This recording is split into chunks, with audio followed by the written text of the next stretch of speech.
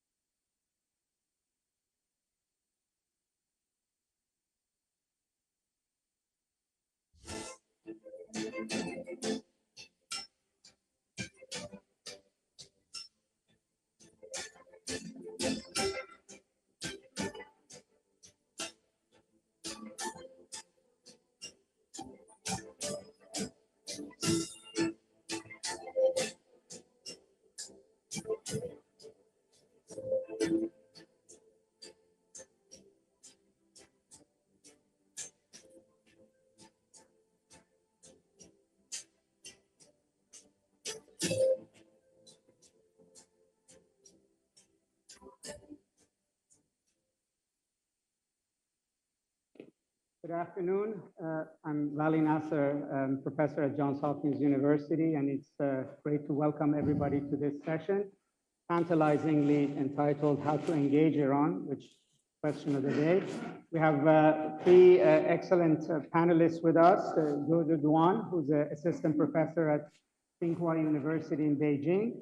Hoda Raouf, who is the head of the Iranian Studies Unit at Egyptian Center for Strategic Studies, and Ali Vaez, who's the senior advisor to the president and project director for Iran at the International Crisis Group. So I want to put the first set of questions about what are the actual obstacles to engaging Iran before talking about modalities and how that might happen. And I want to start with you, Jojo. We've heard already a number of times today in other panels concerns that exist with Iran's regional presence, particularly in light of the ongoing war in Gaza and the role that Iran has had with Hamas, with Hezbollah in Iraq, as well as in Yemen. So going forward in terms of engaging with Iran, I think one of the questions, both for countries in the West, as well as Iran's neighbors in the region, is where does the issue of Iran's proxies fit in any kind of an engagement with Iran, both I think as an obstacle and also if the issue of Iran's proxies was going to be on the table. Yeah, thanks, Professor. And I want to thank the opportunity that is being given to me to come to this forum. I think when we are talking about the threat from Iran to its neighboring countries, there's at least two aspects. One aspect is perception. So Iran is a country with a long history, and it's a big country in this region. So as long as it's unified and it's big enough, it will be perceived as a potential hegemon in the region and the threat to its neighboring countries, which is very natural. And in terms of reality, I think Iran, of course, after 1979, there is an export of the revolution to the surrounding regions, which is reasonably being perceived as a threat, especially to the Arab countries. But when we are talking about the proxies that Iran is building, which is become emerging, I think specifically after the Arab Spring, which has become a kind of the same structure or same set of the game among all regional countries, because there is a collapse of the former nation state in the region, like Yemen and Syria and Iraq. And it's become every country's game to support at least one or two groups in the territory of the collapsed nation states. And Iran, of course, has been one of the successful countries to do that. So as a result, we can see right now Iran is control all those proxies in Iraq, Yemen, and Lebanon. But I would say the U.S. containment of the Iran, security threat to the Arab countries has been very successful. There's obviously a decline of the, incentives for Iran for export revolution to the region, and I think the perception of the threat have changed dramatically ever since after the October 7th of the last year, because there is a more aggressive actions from the Israel, and the unlimited U.S. support for Israel's action has already changed people's perception about the threat that surrounded them.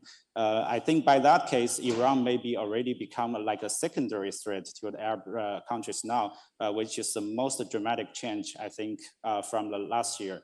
So what going forward, I think the Trump administration new policy towards Iran will be very important.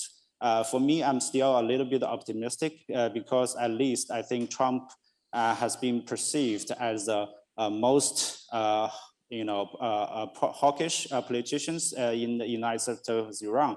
But remember, back in the Cold War, only Nixon can go to China. So I think Trump could be the person to negotiate terms with Iran, and that is possible to happen during his administration. But that have been said, there are limitations of this negotiation. I think for the regional countries, they already become more and more adaptive to new reality, and there is a signals of the ending of the isolation for Iran, and the region country has begun to engage Iran incrementally. So let me just quickly follow up on what you said. So if Trump is Nixon going to China, the key question becomes that do you see it feasible that there would be negotiations on the regional forces that Iran has, all of them at once, or are there certain ones that might be a priority for negotiations? And then attached to that is a question that we often don't ask: what is it that Iran actually can deliver? Because often the assumption is that Iran can basically turn this off completely. Yeah, I think, at the first years or first times of the Trump administration, I think each side were definitely, testing waters, as we witnessed in this year. I think both sides also realize they have their own vulnerabilities. For example, for Israeli side, of course, they have the US support, but they cannot always intercept the Iranian missiles. So as long as I think both sides realize their own vulnerability, there is a possibility that could come to the table and negotiate the terms. And of course, I think the biggest obstacle is dismantle of the Iranian proxies in the region. I think it is not easy for Iran to, give up its, strategic advantage that had been built for many years. So we will see, but there is possibility, I think. Excellent. So, there's no shortage of obstacles to negotiations. So, the regional issue, of course, is front of mind these days. But I want to ask you, Huda, about the domestic situation in Iran, because it's easy to forget that only 2 years ago, there was major uprisings in Iran around the women life freedom movement that had a big impact, if you would, particularly in Europe. And it was a big factor in the decline of relations at that point in time. So and we're hearing obviously news that EU3 is contemplating talking to Iran, although at the beginning about nuclear issue. But ultimately, this issue of human rights in Iran and the domestic situation in Iran would be on the table. I want to ask you, what's your assessment in terms of how important this domestic factor in Iran is in engagement with the West and particularly with Europe? Thanks, Professor. Thank you for having me here. According to human rights file and the European situation, of course, the EU imposed sanctions on Iran regarding human rights violation, nuclear activities, and recently the military support for Russia in the Ukraine war, and these sanctions regularly renewed. But I think nothing or real or genuine change has been happened in Iran. Of course, Europeans want to see change in the government behavior or policies related to human rights, women-led protest, and freedom of expression and extra. But of course, Iranian refused to do any changes. And of course, European, somehow they want to show support for the victims. They want the offender to change their policy and behavior, but the Iranian regime never. And we can find that there are many sanctions imposed on Iran, about more than 207 individuals sanctioned, more than 42 entities sanctioned in Iran, but the Iranian ignored any European resolution. Is this obstacle for engaging Iran in negotiation with the European, as for your question? I think it's not obstacle in itself, because the human rights, it's among many issues. For example, we have nuclear, the regional behavior, the Russian war. So we can find that if European, this is what Iranian think, if European and Iranian achieve compromises on these issues, so they can deal with the human rights. That's interesting. So let me ask you this. Now, since the uprisings happened in Iran, there has been a presidential election, and a more reformist/moderate president has come to power. Do you think that has any impact in where human rights fits in Europe's thinking about Iran? Actually, you can say that Pezeshkian, as a reformist president in this time, after this challenging uprising for Iran, he is at a critical crossroad, because 1 month ago, the Guardian Council has issued and approved a bill on hijab, and it's in the parliament after that. And there is no official response from Pezeshkian, and the Iranian wait for any response, especially during his election campaign, he promised to stop the morality policy and to give more margin in rights for women, but nothing happened. So he is forced either to comply with the new bill or to defy. But also something happened that IRGC, recently they launched a new plan to counter the opponents for hijab. So even if you have already a reformist government, nothing happened. And this is why I think the Iranian regime, when let the election come with a reformist president, it wasn't for pursuing a reformist, domestic reformist agenda, but because to send the message for the West that Iran is moving towards a reform, a de-escalation among the regional escalations that happened 1 year ago. So the message was to the West, not to the domestic. Very interesting. Now, just before going to Ali, I want to follow up on one other point you raised. You raised the issue of Iran's support for Russia in the Ukraine war as something that is particularly irksome for Europeans. Now, so it's just a sort of a hypothetical, provocative question. Let's say President Trump comes in and resolves the Ukraine issue, or has a very different theory about the Ukraine issue, and that war goes in the direction of ending. If the war is no longer an issue, would Europe's attitude towards Iran change in terms of engagement in that light? It's a question for me? Or yes, for you. No, because you mentioned the Russian issue, so I just want to probe that whether Europe's position on Iran, particularly countries like Germany, who are very, very particularly insistent on the problematic of Iran supplying weapons to Russia. But if the war itself is no longer an issue, whether that removes a major obstacle to engagement between Iran and Europe. I think Iran will not sacrifice relation with Russia because it's a strategic ally for it and it needed in Security Council for voting for the new trend that pushing a multipolar system which contain Iran, China, Russia. So I think they may compromise, but not to decline its strategic relation with Russia. Thank you. Now, Ali, sort of want to ask you about what might be the most important area of engagement or motivation for engagement, which is the nuclear issue.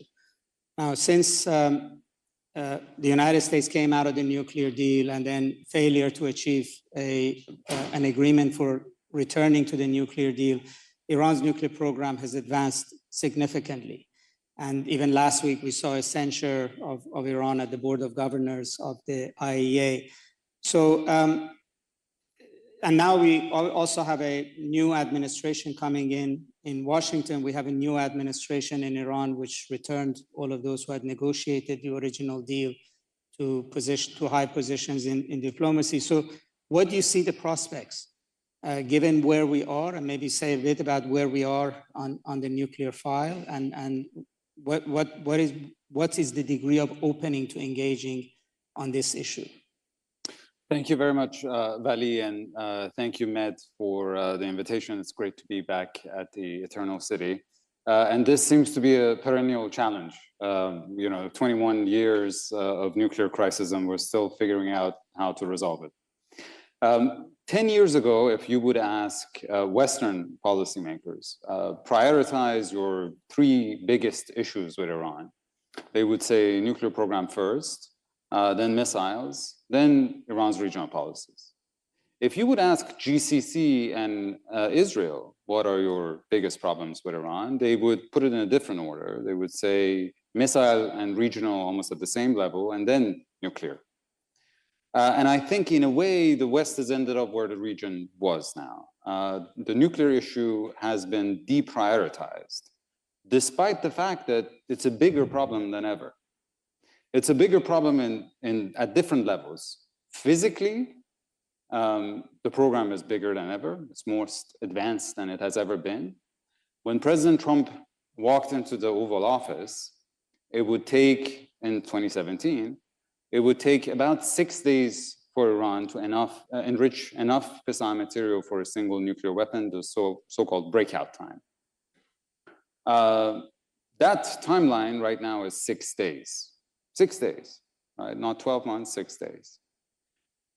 In addition to that, Iran has other pathways to nuclear weapons, the so-called sneak out option, because it's now 3 years that Iran has been producing advanced centrifuges that it could have potentially stocked in places that we're not aware of.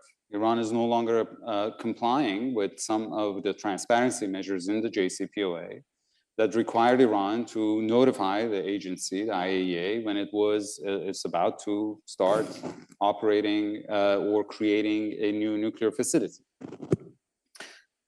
So it has now the possibility of developing a clandestine program and sneaking out towards a nuclear weapon. Psychologically, we're also at a very different point.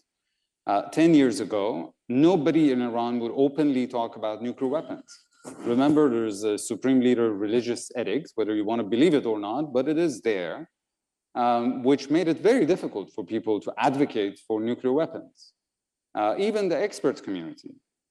Then it started changing as of 2018. The experts started talking about it, then the former officials started talking about it, then the sitting officials started talking about it, then the military officials started talking about it, and now it's the norm. Members of parliament and newspapers, everybody's talking and advocating about the fact that now that Iran's regional deterrence has been weakened, now that its conventional deterrence has proven insufficient to protect the country from Israeli attack, maybe they should go for the ultimate deterrent. So it's a bigger problem than ever. But the scope of solutions is smaller than ever. And again, it's because this is a program that is now so advanced that doesn't fit into a small box with short-term transparency measures and restrictions. The international consensus that existed in the form of the P5+1 no longer exists. The Europeans are not willing to sit at the table with Russia and negotiate about how to restrict Iran's nuclear program, even though it's an issue of common interest. Sanctions relief is no longer really a viable option because it's 20 years of Europeans and Americans failing to deliver on sanctions relief. And that's a long story. I mean, you and I have co-authored a book on that. And there are pressures on the timeline. The resolution, UN resolution that enshrined the nuclear deal in 2015 will expire in October of next year. With it, the Western ability to keep this file in the Security Council. If they want to snap back the UN sanctions, they will have to do it in June, July. President Trump comes to office in January. By the time we go through the confirmation process and the cabinet is in place, it's probably March. So you basically literally have 3 months to figure out a solution to avoid a snapback showdown. And if the US forces France and the UK are still members of the JCPOA and can use the snapback option, return all the UN sanctions, we know what Iran will do. It would withdraw from the Non-Proliferation Treaty, which is what North Korea did in 2003, and we all know how that story ended. So it's not looking promising at all. So let me follow with that. I think the point you make about Iran's program being simultaneously much more advanced and dangerous, and yet being a lower priority, it's a very interesting configuration of this issue. So, but at least one solution that these days in the West is being put on the table is that Israel could just bomb Iran's nuclear program. Definitely the Israelis are talking about it on the back of the argument that we have eliminated or seriously downgraded Iran's air defense systems, or that potentially the US could be. So at the same time as this is being seen as not a priority, the military option against it is also being talked about, which means there's another psychological, if you would, barrier being broken in the West.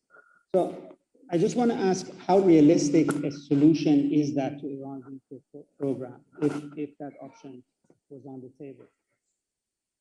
Well, the problem is you can't really bomb the knowledge out of the head of Iranian nuclear scientists. And once that threshold is achieved, which already is the case, Iran is already a threshold nuclear weapon state, it is a one-way street. It's just a question of a political decision. If you look at US intelligence reporting on this, they always say that Iran has not yet made the decision to go nuclear. They have the capability, but they have not made the decision because it's no longer a technical issue. It's a political decision. And Israel can set back Iran's nuclear program for sure, but then it would drive it underground and it would create that political will to develop the ultimate deterrent.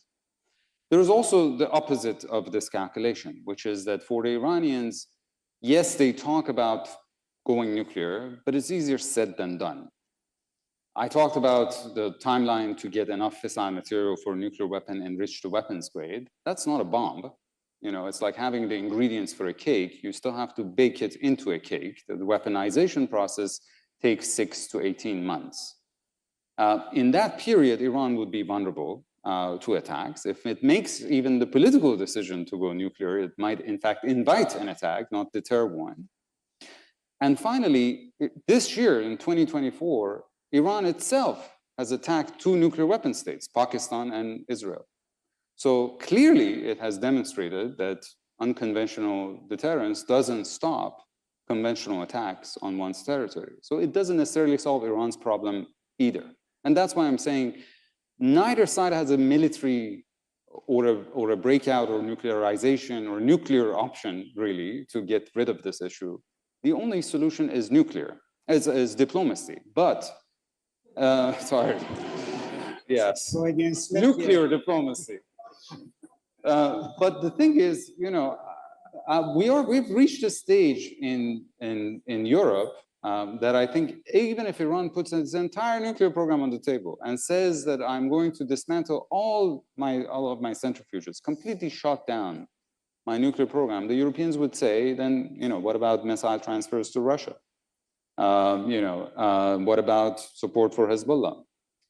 You know, and I used to say this about Israel 10 years ago, but again, I think it's now much more, much broader perception that if your issue is not uranium enrichment, but Iranian enrichment, you're basically arguing for no diplomatic solution. So let me just ask you, I mean, you touched on this. It almost sounds like the attitudes in the West have changed from Iran shall never go nuclear to almost tacitly accepting Iran can go nuclear, and then so what, right? I mean, one question is whether the West was bluffing, that it really was worried about Iran going nuclear before, or have they changed their calculation? But realistically, let's say if Iran makes all the wrong calculations and decides to go nuclear and you cannot stop it, what is the consequence here? Well, there are all sorts of consequences for the international non-proliferation regime, for the region.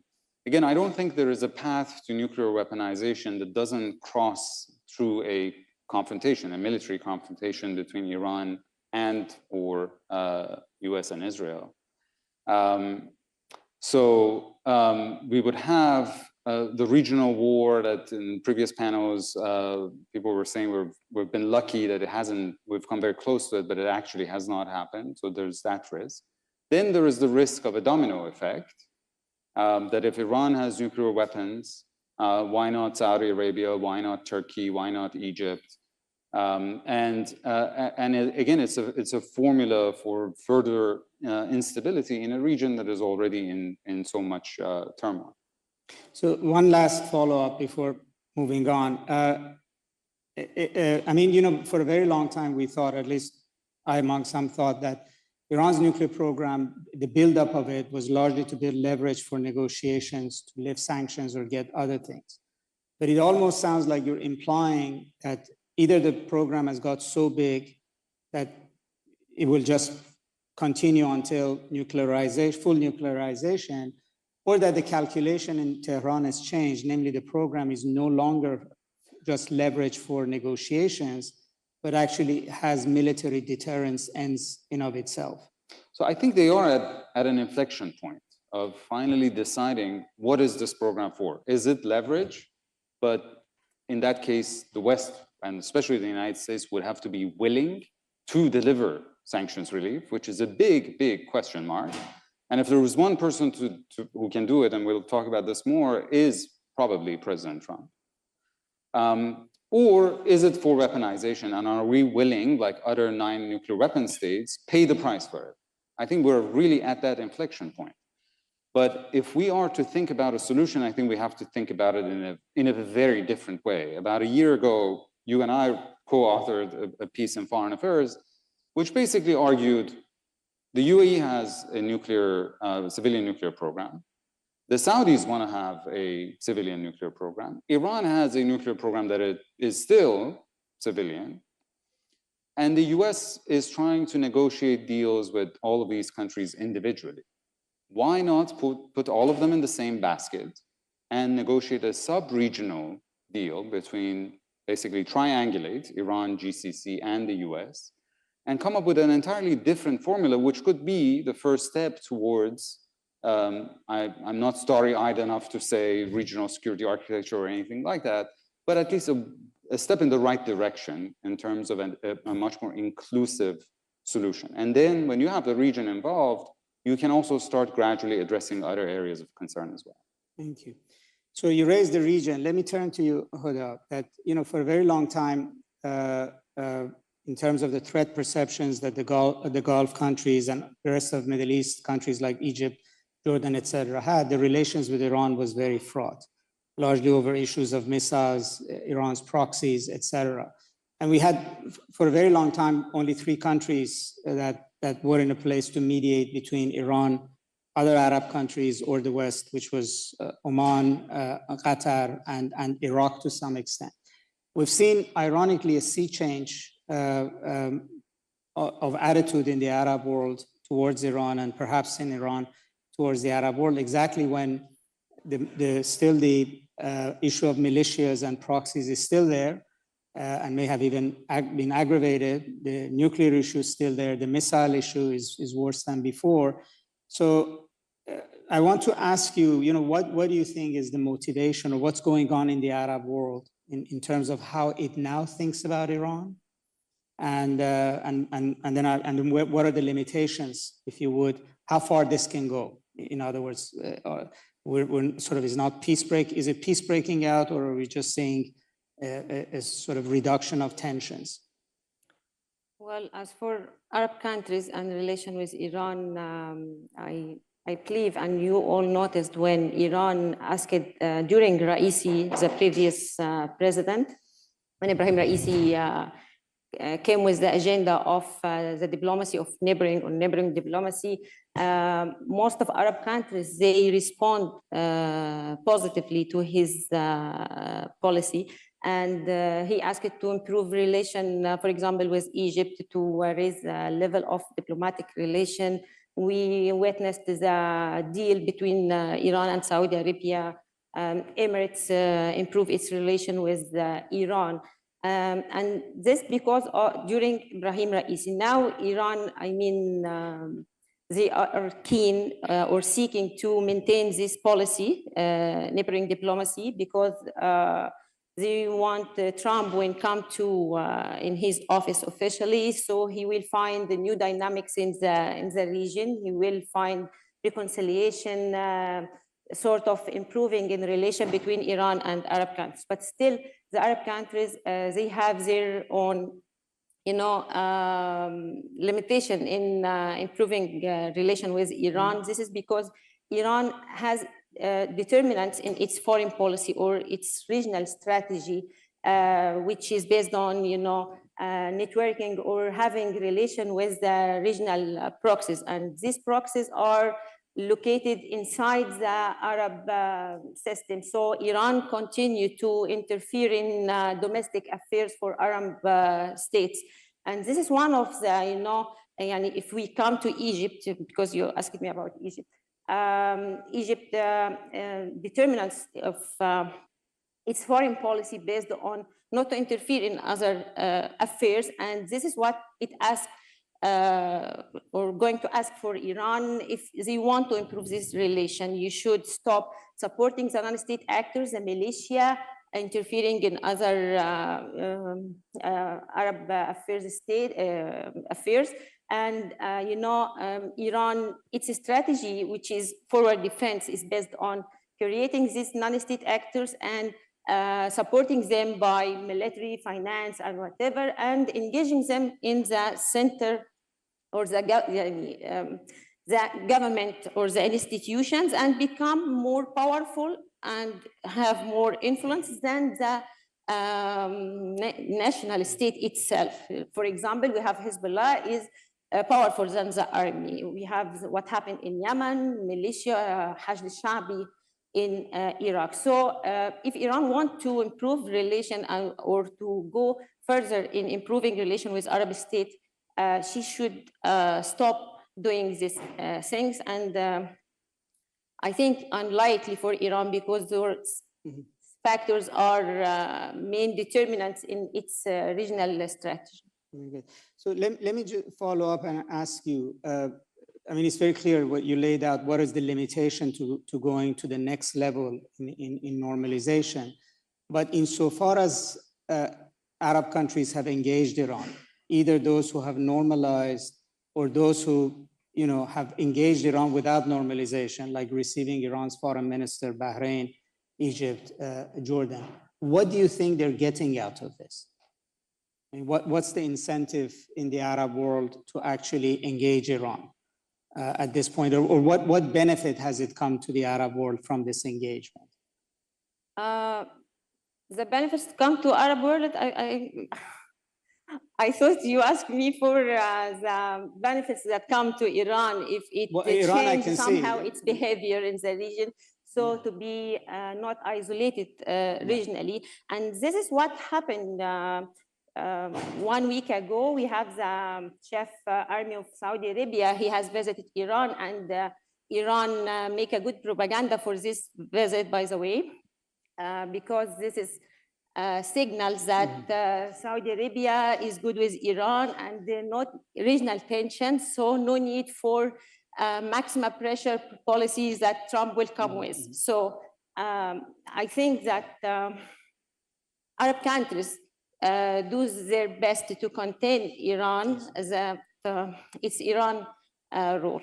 Yeah, I understand. Very good. So continuing on the regional issue, Jojo, I want to ask you, I mean, in March 2023, China helped broker an agreement between Iran and Saudi Arabia to normalize their relations. I think the role that China played was perhaps in the West surprising. I mean, there was an expectation that, yes, you know, you could host them, and but the fact that you could actually broker an agreement, which, as Huda says, had at least lasted to this point. So, and the understanding was that China has economic leverage on both, because Iran relies for its sale of oil and many of its imports on China, and China is also a big economic partner of Saudi Arabia as well. So I wanted to ask you that can that leverage you know, still work to deepen the relations beyond, you know, to push to the next level? And also, does China have that motivation to make sure that this normalization stands or is actually deepened? Yeah. So first, I think I want to disagree a little bit. I don't think China have much leverage over Saudi Arabia and Iran. Of course, China is a big partner with Iran and Saudi Arabia economically, but not so much politically and militarily. So I think why they choose China is not because the leverage, is because the trust. And trust is built on the neutrality of China in the regional affairs. So I think that China's mediation with Iran and Saudi or Richmond, we can categorize into two steps. So I think the first phase is during the COVID. I think because of the decrease of the oil price, both Iran and Saudi Arabia, especially Saudi Arabia, feels the vulnerability of this economy. And there is a huge fatigue, you know, not only in the West, but also during, with the regional countries about the regional conflict. So they already have, had many negotiations with the help of the Oman and Iraq. And after that, probably they think China could be a bigger and, much more important guarantor of this regime. And as far as I know, the ongoing negotiation during the COVID have happened in China for several times, between the Saudis and Iranians. And at the end, it's actually the Saudi side, which is, I think, is the weaker side, decided they want to get a regime with Iranian, and then they sign agreement in Beijing. But the first phase of the agreement, I would say, is very much in principle. So the two, already, countries have been cut at the diplomatic relations, want to come together and, talk again. But in the second phase, which could be more important, I think, just 1 week ago, I think this is the news that doesn't exist so much in the Western media, that the trilateral, coordination community between China, China, Saudi Arabia, and Iran happened held a meeting in Riyadh, and there is a much which is a higher promotion of the relationship into the second phase. Here I'm quoting the official media outlet. So what is the content inside the agreement of the second agreement? First, they say they will apply to the Beijing agreement that already been signed almost 1.5 years ago. Another is that they will be adhered to UN Charter, ICO Charter, and international law. And they will enhance their mutual exchange of visits, including the academic change and the commercial change. Another is there is appreciation from Iranian side about the pilgrimage service by the Saudi side, and they will sign agreement to avoid the double taxation. And there is a common condemnation of Israel's attack on Iranian territories, not Lebanon's or Palestinians, on the Iranian territorial integrity, and is a call for a halt of military actions in Palestine and Lebanon. And they ask for a political solution of Yemen question according to international principles.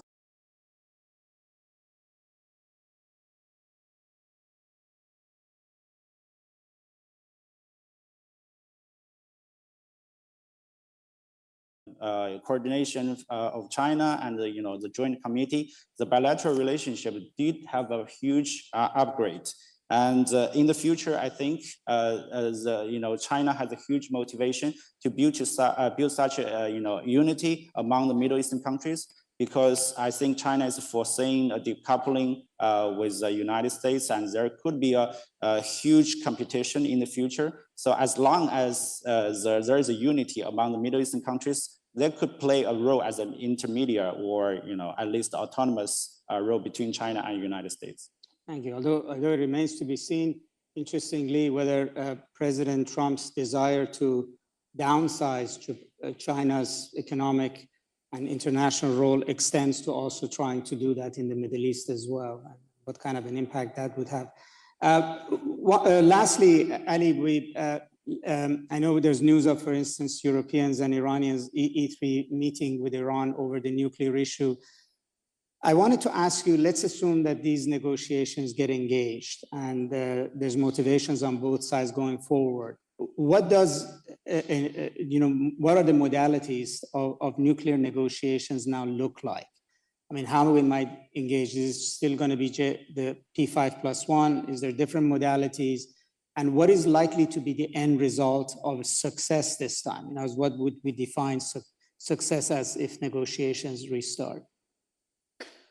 So when the Iranians were in New York on the sidelines of UNGA in September, they had conversations with the Europeans about the future of nuclear diplomacy. And again, this tight timeline that I mentioned, brainstorming about solutions, and they agreed to continue the conversations in October, both with the E3 and with the EU, and then also indirectly with the US and Oman. And then tensions escalated between Iran and Israel, and all of that got derailed. So we're now getting back to what was previously planned, but I'm not optimistic about this particular engagement, because the reality is, if we want to be honest, the Europeans are stakeholders for sure, but the real leverage is with the United States. And no one at this point knows for sure what kind of approach the Trump administration is going to adopt. That will be the most determining factors.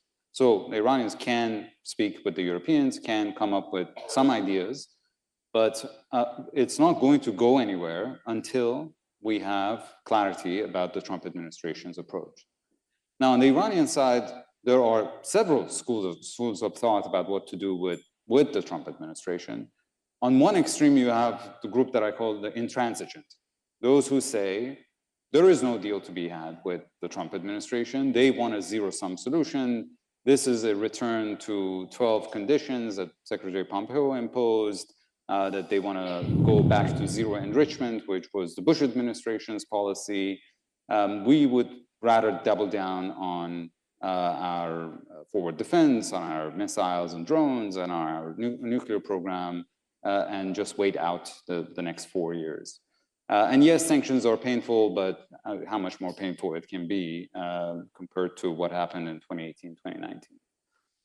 Then at the other end of the spectrum, you have those who I'll call the transformatives, those who believe that you can get a deal with Trump that you couldn't with Obama or Biden, because he can strong-arm Congress into agreeing to terms that were impossible previously. And the bar in terms of the standard of what is an acceptable deal might be very different for President Trump. I mean, he has said at times what I believe is very hard to sell, which is just a nuclear deal. He has said, the only thing I want is for Iran not to have nuclear weapons. He hasn't talked about missiles or drones or human rights or proxies or anything like that. Then in between, you have those who are for transactional deals, maybe one-offs, or maybe a package of gesture for gesture or step by step by both sides. And then you have those who, I would call them the performatives, basically believe in performative diplomacy with the Trump administration, which is what Kim Jong-un did in the Trump administration's first term, just to limit the amount of harm that he could inflict on Iran. And so these two schools of thought, both in Washington in terms of what to do with Iran, maximum pressure, or maybe engagement, maybe deal-making, and the schools of thought in Iran would determine whether the future of these engagements that we're seeing now between Iran and the Europeans would be meaningful or not. Thank you. Unfortunately, we have to leave it at this. We're at the end of time. Please join me to thank our excellent panelists for this conversation. Thank you.